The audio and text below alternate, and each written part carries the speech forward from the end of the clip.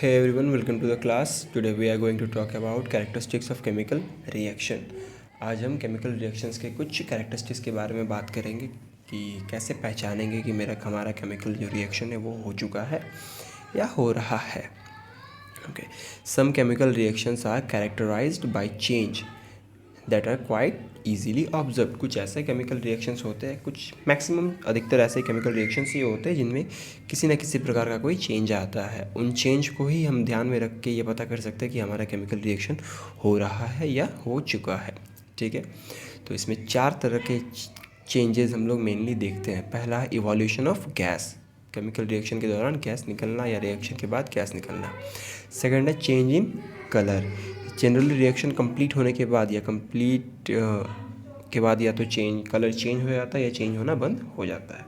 Formation of precipitate, एक PPT precipitate form करता है. या चेंज इन स्टेट ही बदल गया हो, पहले लिक्विड रहा हो, गैस हो गया हो, गैस से सॉलिड हो गया हो, किसी प्रकार का कोई स्टेट में चेंज आया हो. तो इन चारों में से आज हम लोग बात करेंगे इवोल्यूशन ऑफ गैस के बारे में. क्या होता है इसमें? Evolution of gas. In many chemical reactions one of the product is gas. बहुत सारे ऐसे केमिकल रिएक्शंस होते हैं जिसमें कि एक प्रोडक्ट, सारे प्रोडक्ट्स के साथ जो प्रोडक्ट्स होते हैं उनके साथ साथ एक प्रोडक्ट ऐसा भी होता है जो कि गैसेस स्टेट में होता है. ठीक है, तो उस गैस को हम लोग कंसीडर कर सकते हैं कि हाँ, रिएक्शन हमारा हो रहा है या हो चुका है, उस गैस को ध्यान में रखते हुए कि गैस का फॉर्मेशन उस रिएक्शन में हो रहा है कि नहीं हो रहा है. अगर एग्जाम्पल में देखें इस चीज़ को बेहतर समझने के लिए, तो एक एग्जाम्पल है, when a metal react with dilute acid hydrogen gas is evolve with effervescence.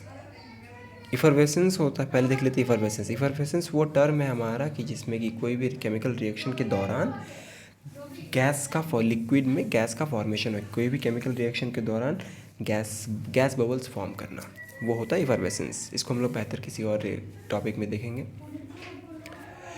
तो यहाँ पे हमारा एग्जाम्पल था, when a metal react with dilute acid hydrogen gas is evolve. जब किसी भी मेटल को हम लोग डाइल्यूट एसिड के साथ रिएक्ट कराते हैं तो वो क्या करता है? हाइड्रोजन गैस फॉर्म करता है. ठीक है, मेनली जब हम लोग मेटल को एसिड से रिएक्ट कराते हैं डाइल्यूट एसिड के साथ तो वो सॉल्ट फॉर्मेशन करता है, सो हमें उसके साथ हाइड्रोजन गैस मिलता है. इसको हम लोग बेहतर समझ सकते हैं कि एग्जांपल से. अगर हम मेटल की जगह पर एक एग्जांपल रख लेते हैं, मेटल ले लेते हैं हमारा जिंक. ठीक है, जब हम जिंक को डाइल्यूट सल्फ्यूरिक एसिड के साथ हम रिएक्ट करते हैं तो हमें मिलता है ZnSO4, जिंक सल्फेट, और साथ में हमको मिलता है हाइड्रोजन जो कि गैसेस स्टेट में रहता है. तो इसका मतलब ये जो हाइड्रोजन गैस निकल रहा है, ये जो हाइड्रोजन गैस का फॉर्मेशन हो रहा है, ये बताएगा कि रिएक्शन हमारा हो रहा है कि नहीं हो रहा है. तो इस चीज़ को हम ध्यान में रख के हम बता सकते हैं कि हमारा रिएक्शन हो रहा है या हो चुका है. ठीक है, फिर से एक बार समझ लेते हैं. जब एक मेटल को हम डाइल्यूट एसिड में डालते हैं तो वो सॉल्ट फॉर्म करता है, मेन प्रोडक्ट, और साथ में हाइड्रोजन गैस भी देता है. मतलब इस रिएक्शन को हम लोग ऐसे, इसको हम लोग अदर टर्म में भी अगर देखें तो आपको आगे क्लास में मिलेगा कि जब मेटल को एसिड के साथ रिएक्ट कराते हैं तो क्या होता है. तो जब मेटल को एसिड के साथ रिएक्ट कराते हैं तो वो क्या करता है? गैस फॉर्म करता है, हाइड्रोजन गैस फॉर्म करता है. यानी हाइड्रोजन गैस ऑब्टेन करने के लिए हम एसिड और मेटल को रिएक्ट कराएंगे तो हमें हाइड्रोजन गैस मिलेगा.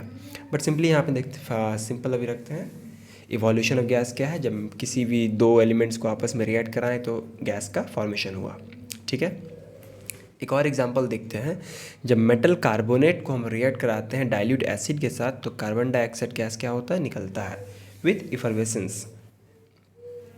जब मेटल कार्बोनेट को हम लोग डाइल्यूट एसिड के साथ रिएक्ट करा रहे हैं तो हमको क्या मिल रहा है? Carbon dioxide. जब मेटल डाइल्यूट एसिड को हम मेटल से रिएक्ट कराते तो हाइड्रोजन गैस मिल रहा था, और जब मेटल कार्बोनेट को हम डाइल्यूट एसिड से रिएक्ट करा रहे हैं तो हमको यहाँ गैस स्टेट में मिल रहा है, गैस स्टेट में मिल रहा है कार्बन डाइऑक्साइड. ठीक है, यानी मेटल कार्बोनेट को जब हम डाइल्यूट एसिड के साथ रिएक्ट कराएंगे तो वो क्या फॉर्म करेगा? सॉल्ट फॉर्म करेगा, वाटर फॉर्म करेगा, साथ में एक गैसियस प्रोडक्ट फॉर्म करेगा जो कि हमारा कार्बन डाइऑक्साइड है. ठीक है, एक मेटल कार्बोनेट ध्यान देखते हैं तो वो है हमारा कैल्शियम कार्बोनेट CaCO3. जब कैल्शियम कार्बोनेट को हम डाइल्यूट एसिड के साथ रिएक्ट करा रहे हैं, डाइल्यूट हाइड्रोक्लोरिक एसिड के साथ, तो ये कैल्शियम क्लोराइड फॉर्म कर रहा है और साथ में वाटर, और इसके साथ साथ हमें एक गैसेस स्टेट में प्रोडक्ट मिल रहा है जो कि हमारा कार्बन डाइऑक्साइड है. तो ये कार्बन डाइऑक्साइड बता रहा है कि रिएक्शन हमारा हो रहा है. ठीक है, एक बार फिर समझ लेते हैं इवोल्यूशन ऑफ गैस क्या है। ऐसा जब केमिकल रिएक्शन में, बहुत सारे केमिकल रिएक्शंस में क्या होता है कि गैसियस प्रोडक्ट मिलता है, तो यही है, हम सिर्फ केमिकल, नॉर्मली है केमिकल रिएक्शन जिसमें हमको गैसियस प्रोडक्ट मिले, वही बताएगा इवोल्यूशन ऑफ गैस। एग्जाम्पल के तौर पे एक बार फिर से देख लेते हैं, जब जिंक को हम लोग डाइल्यूट सल्फ्यूरिक एसिड के साथ रिएक्ट कराएं तो हमको हाइड्रोजन गैस मिला, और जब मेटल कार्बोनेट को हम लोग हाइड्रोक्लोरिक एसिड के साथ रिएक्ट कराएं, यानी कैल्शियम कार्बोनेट को हाइड्रोक्लोरिक एसिड के साथ, तो हमको कार्बन डाइऑक्साइड गैस मिला। यही होता है इवोल्यूशन ऑफ गैस। आगे के नेक्स्ट क्लासेस में हम लोग देखेंगे change of colour, formation of precipitate and change in state.